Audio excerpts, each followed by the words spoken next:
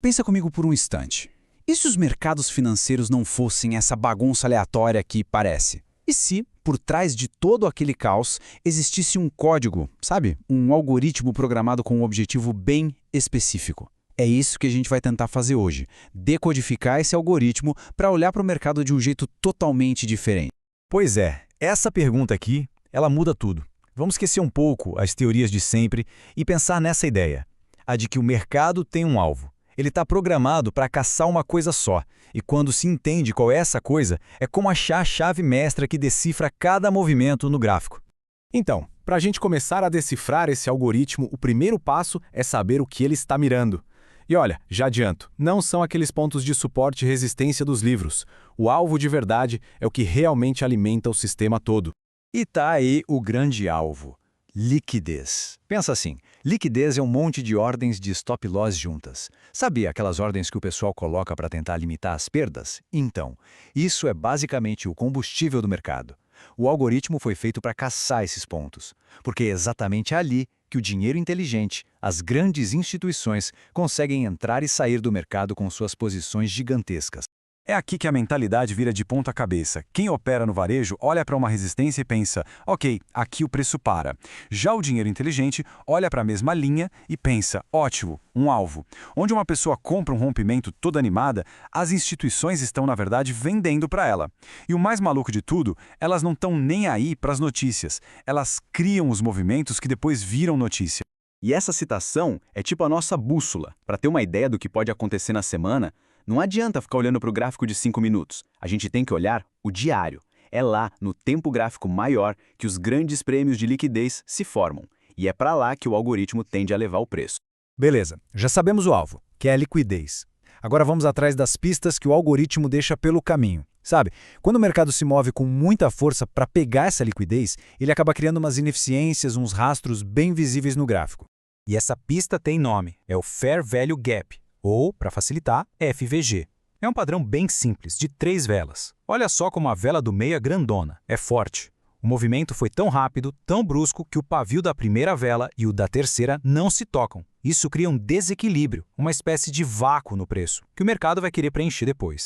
Essa analogia do buraco na estrada é simplesmente perfeita. O preço não gosta de deixar esses vácuos para trás, sabe? Por isso, esses FVGs acabam virando verdadeiros ímãos. O preço tende a voltar ali no futuro justamente para tapar o buraco e deixar tudo equilibrado de novo. E para entender o tipo de movimento que cria um FVG, essa analogia do elefante na piscina é genial. A gente não está falando de um movimento qualquer, lento, gradual, não. O que se busca é o respingo, um movimento explosivo, com muita energia. É esse tipo de força, esse deslocamento que cria um FVG de verdade, um rastro claro da ação institucional. Certo, já temos o alvo, já temos as pistas que o movimento deixa.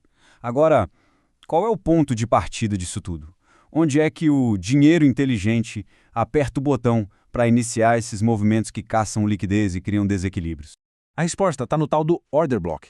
Imagina um movimento de alta bem forte. O order block, nesse caso, seria a última vela de baixa, logo antes daquela explosão para cima. É como se fosse a pegada final das instituições, o ponto exato onde elas estavam acumulando ordens e de repente viraram a chave. Mas calma lá, não é qualquer order block que serve. Os que realmente importam, os de alta probabilidade, têm 2 características-chave. Primeiro, eles precisam ter capturado liquidez, limpado um topo ou um fundo antigo.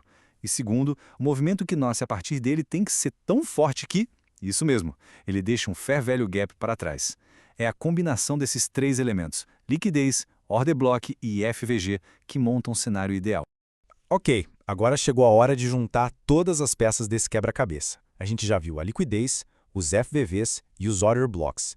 Vamos ver como tudo isso se encaixa num modelo prático, passo a passo. Então, a sequência lógica é essa aqui.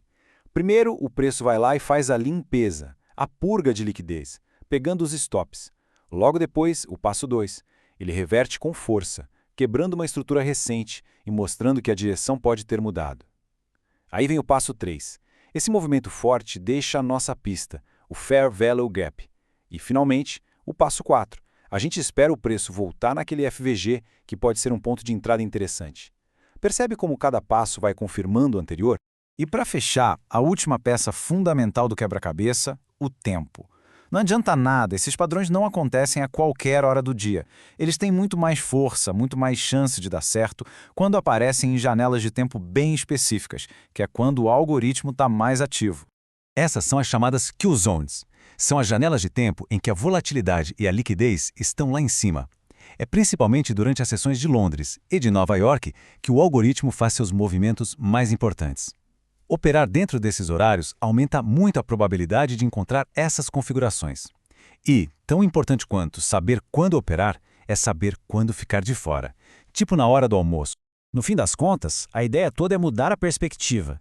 Em vez de ficar reagindo a cada movimento do preço, o objetivo passa a ser, primeiro, entender qual é a direção mais provável.